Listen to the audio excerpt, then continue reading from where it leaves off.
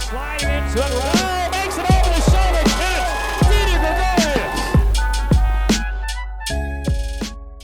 35 years of Carolina Mudcats baseball. We celebrate that today here at home plate at 5 County Stadium. I'm Chris Edwards. Happy to be with Joe Kremer, the first general manager in Mudcat history. Joe, thanks so much for being here. Well, thank you for having me. Yeah, I was here for first 30, so and it was exciting times. We enjoyed it. Let's go back all the way to the beginning. I mean, we're sitting here now. This was probably a cornfield or tobacco field back 35, 36 years ago. Take me through the process of getting the Mudcats from Columbus, Georgia to here at 5 County. Well, you know, Steve Bryant, had the vision of trying to bring baseball back to this part of Wake County, and the Raleigh thing wasn't going to work out, and he found this field, and it was a tobacco field.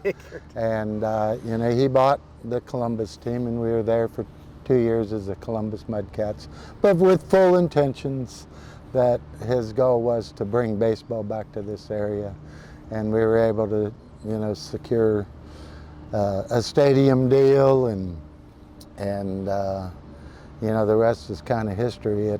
We started in Wilson for the first half of the season, which was quite the year, driving back and forth and all that. There was some late nights, but we made it work. But came here, and we were under tents for the rest of the time. We had a big OF Barnes trailer over there that we just moved stuff back and forth every day, and we used to just kind of say we were too stupid to know any better, so we just did it. Those first couple of years, I mean, this ballpark, it does not look anything like it did in those first couple of years. What do you remember about just the community, the way that Eastern Wake County, that Johnston County just embraced this organization? Yeah, no, it was truly fantastic. They we drew some big numbers, and that second year we finally did get some buildings in. A lot of people thought it looked a little bit like a state fair, but that's okay. And but we packed the place for a good number of years, and people really enjoyed it. I think when the Carolina hurricanes and some growth and different things came, it made things a little bit more difficult, but it was very enjoyable, and we appreciated the support. The construction of the stadium, are there any things you remember about the initial construction, delays or things that might have changed? Well, this was done in 2 phases. I did not know that. Yeah, so we built the first half, and it kind of was there.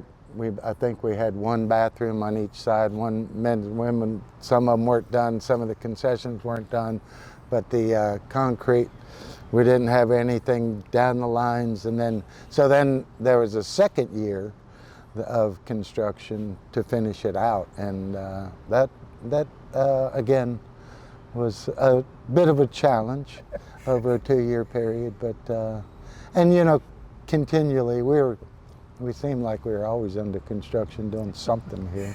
So it was a norm for us, I guess. Joe, I grew up coming to 5 County Stadium, lived in Garner. It's kind of a full circle moment for me. I can remember going down the lines and trying to get autographs and getting foul balls. How many of those stories did you hear from people that just grew up over 3+ decades coming to this place? Well, that, and I was thinking on my way here, all the employees, whether they're full-time or part-time, there were families of that their kids, as they got old enough, they all worked at 5 County Stadium. So yeah, you hear all those people. I remember people coming. The very first day we had a T-shirt that we gave away, and it said something in a tobacco field, and like 25 years later, somebody came to the ballpark wearing that thing, and came up and was so proud that he still had that T-shirt. Amazing. Yeah. The logo, the iconic baseball, it's an iconic sports logo, that catfish coming out of the sea. Tell me about the creation of the logo. Well, that was down in Columbus, Georgia, and it was, Steve had a billboard company and he had this. He was a hippie dude that did his artwork for his billboards, and you know, we sat down one afternoon, and he started drawing. And you know, at first it was more that the catfish was swimming through there, and then Steve said something about, you know, make it bigger, fill it in, and then put a tail on there, and then the whiskers on the Mudcats. And this guy was sitting there, and this is in January, right? Yeah. We needed uniforms. Yeah. We needed all this stuff. Like yesterday. Yeah. And so he just was drawing, and we were faxing, and we were coloring in, and faxing it back, and doing this and that, and at the end we just said, all right, that's it. And so they had it. I said, I need artwork like now, because I got to send this off, get uniforms. And so we got some artwork and sent it off. The rest was history. People don't understand the fax machine. Yeah. Back in there was no internet. Like you had to fax it. Yeah. The catfish, the Mudcats. Where did that come from? Was that another Steve Bryant? Yeah, well, you know, we did do a story. I mean, a competition in Columbus, and so we actually had this list of criteria, and we gave a point scale to everything. And it was actually tied with another one, scrambled dog. Okay. A scrambled dog is a hot dog mixture that is famous in Columbus, Georgia. But you know, again, Steve's brain wasn't Columbus, Georgia. He knew that eventually we were moving here. He loved the Mudcat. The river was right there, and when that Mudcat came in, we went through the whole criteria in the point system. But I remember looking at somebody. I said, "That's already won." He loves that one, and so we just kind of worked it out. I want to talk about a couple of years specifically with the Mudcats, 95 and 03, the 2 years the club won the Southern League Championship. Right. Any special memories that stand out from those 2 years? Well, you know, Trent Jewett was the first one. He's probably my favorite manager. Shouldn't say that, but you know, Trent was quite he was a good guy, and but we had a really veteran team. Actually, Tony Beasley, who's gone on to do great things in minor league baseball, was on that team. Jason Kendall, you know, I think the Pirates knew they could bring Jason up anytime, but they kind of left him there to play that season out. I think they used to always say, well, he's going to hit 300 here or 300 in the big leagues. It doesn't really matter where he's at. Sure. But he was just that good. But we had a very interesting team there. You know, the second one with Tracy Woodson. I think the first one I remember, for some reason I remember a little better than the second one, you know, but they were all fun. And we didn't have a lot of great teams, but we did have a couple. Miguel Cabrera, among a lot of guys that played here, obviously Hall of Famer, over 3,000 hits, terrific career. What do you remember about a young Miguel Cabrera roaming the infield here at 5 County? You know, and he was just like he is now. You see him in goofing around. He played third base here, and you know, he goofed around. He was friendly.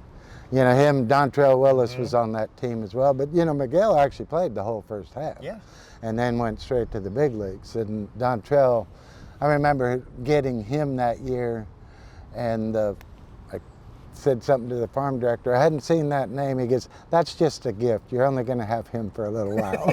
We need a place for him to pitch for a little while." And he was very good, and very friendly guy as well. So those are the two names that jumped out.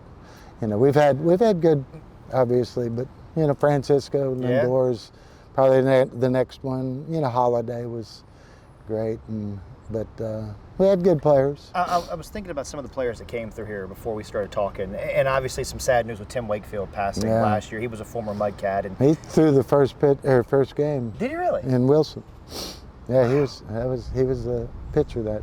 But isn't it just amazing that the talent that has come through this organization over 3+ decades? Yeah, no, really, you look at it and there's quite a list.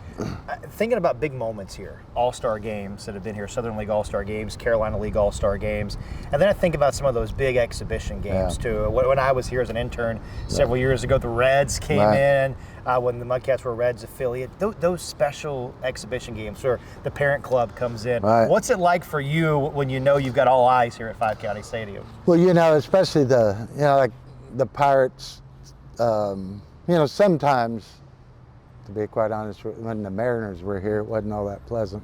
But the Pirates, when Jim Leland was the manager, Leland was in the minor leagues for a long time. They came in here, they were professional, they were top notch. Barry Bonds, Van Slyke, Bonilla, were all on that team. Bonds came here, he participated in a home run hitting contest and won it. Yeah. So he tried, went down there and changed. I was down the line and I heard all this commotion, and this is the old stadium, right? So, and I go, and he had dressed and went up in the stands and was sitting there signing autographs. And some people couldn't see the game and stuff like that. And I walked up, I said, Barry, we have a little ticket booth or a place where you could sign autographs behind your home plate. He goes, oh, okay. He went there and sat and signed autographs the entire night till the bus left. No kidding. I mean, you hear all these stories about Barry Bonds. He was the best person that has ever been in this ballpark as far as being friendly to people. Maybe the best basketball player that's ever been in this ballpark is Michael Jordan when he played baseball with Birmingham. Obviously kind of a circus around Jordan playing baseball. There was a 30 for 30 that ESPN did. The Mudcats featured prominently. Any memories from when Jordan came here? He was just, that we had to get additional, police force and such, and our batting cage was on the outside of the stadium. And, so, we're trying to, and he's over here at BP and stuff, and he decides he wants to take some batting practice and runs right through the concourse and runs, and so, there's no way to control any of that, and kids trying to put their face up against the screen and trying to keep them off. And I was like, thank you. But really the best one was, he was out in right field during BP, and there was this young handicapped kid that came to games all the time, had the wrist things, and he was at the gate, first person at the gate, right? And he come up, and back then, there was just a chain link fence going down the line, and he came up to the chain link fence, and then all the people were coming, and he was getting pushed back, and Jordan must have seen it, or obviously he saw it, and all of a sudden he started running over there, and everybody's going crazy. He reaches through, grabs the kid's baseball, borrows a pen, signs it, gives the pen back, reaches back through, gives the kid the baseball, and runs back out to right field. And it was like, wow. And this kid and his dad found me in the concourse, and I thought they'd have to take him to the hospital, get that grin removed, because it was just plastered on that kid's face. He was so excited. But the fact that he noticed that and saw that was pretty cool. 7 different affiliates that the Mudcats have had a parent club over 35 years. What goes into, the agreement is up, you got to go find a new affiliate. What do you think it is about these clubs that want to keep partnering with the Mudcats to bring their players here? Well, I think the facility was, once we got it to this point, was a very nice facility. The area, and you got a real airport. It's a real city, just down the road. So that makes it easier for, some of the scouts getting in and out or whomever.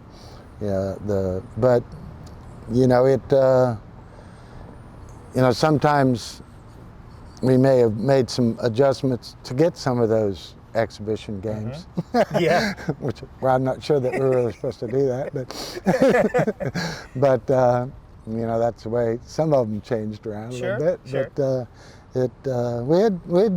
The Pirates were great, the Marlins were great. I really like the Rockies people. Several. The Reds were here for a long time, but really relationship with almost everyone was really nice. So. For you, being in minor league baseball for 36 years, 30 years here with the Mudcats, the game changed a lot, I imagine, over 3 decades. Yeah. What's the biggest change from the time you retired as the general manager to when the Mudcats started here in Zebulon? Well, it was, especially the players, they were serious, but they were also, I used to say, look, man, you got a lottery ticket in your hand. You just really need to work at it. But there's a lot of people partying going on. You didn't see the work that gets done today. Some people came in early. Juan Pierre used to be here at 10 in the morning. Johnson, Mark Johnson was here hitting off the tee. But that was they kind of did it on their own. You might get a hitting instructor come in at 2 o'clock to help with some people. And a lot of times at the very beginning, they only worked, those instructors worked with the prospects. Yeah. And so, and they kind of left the other guys out. But then all of a sudden you started to see the changes and everyone, the diet, and the work ethic. And, they put the money into making sure that these kids had everything they needed to be successful, and that they worked at it, and so that's probably the biggest change. Why do you think this place and this organization has been so beloved and has lasted for 35 years? Yes, it's just a kind of a unique. We had always hoped there would be more growth heading out this way. There was times it was happening, I think, was it 2010 when the economy crashed and slowed everything up considerably for a number of years. And but it's still a unique setting out here, and I think people embraced it and have always enjoyed coming here. Do you have a game or a night that stands out when you think back on your 3+ decades as the general manager here? One night or one moment that that was a really good night? We had a July 4th one time, and it was the 9th inning, 0-0, and Mark Johnson hit the highest ball you've ever seen, and everybody was just sitting there and watching, and it probably landed behind the wall by about that much. Just came straight down, and the place went crazy. But I will have to say, actually, the very first game, we had the fireworks and the whole bit, but we had handed out small little flags, right? And everybody, all at once, on their own, got up and started waving these flags in the middle of the fireworks and all that, and it was just like, wow, I almost want to bring tears to your eyes. Kind of full circle. We talked a lot about that first night. When you stood here and saw the flags or saw all the people filing in, I think it's like Field of Dreams. If you build it, they will come. It's kind of the way I think about baseball here. Did you get emotional? Did you realize, hey, wow, we did it? Well, there was a hey, wow, we did it, but believe me, there was so many things going on that I don't know if you could be more stressed, but I was certainly, rather stressed out that entire night, and it was a bit of a relief to finally have the whole thing over. I mean, we didn't even have gates. we didn't have fencing. People lined up where the gate was supposed to be to come into the ballpark. They were still putting seats in. When people would say, well, these are my tickets for these seats, and they'd say, hold on, and they'd put those 4 seats in there. The workers were still up there putting seats in. When did you finally feel comfortable? Like, okay, we're gonna do this again tomorrow. Yeah, no, that again, yet when you finally face that and go, we got to do this again. And so it was a tough first homestand. We got through it, and really first year. But you know, after we finally got permanent buildings, that did help and get the clubhouses proper and all that. It certainly made life a little bit easier. As I let you go, 35 years of Mudcats baseball. What's your message to the fans and the people that have been coming to this ballpark for 35 years? We just are so appreciative of, you know, all the support. Have enjoyed, you know, every year and seeing people over and over and over again, and you know, all the employees that worked here, full and part-time. You know, what a great, you know, fun experience that was, getting to know all those people and appreciate them so much. And so it's just, you know, appreciation. Joe, appreciate you doing this. Thank you. Joe Kremer, first general manager of the Carolina Mudcats, as we celebrate 35 years of Mudcats baseball.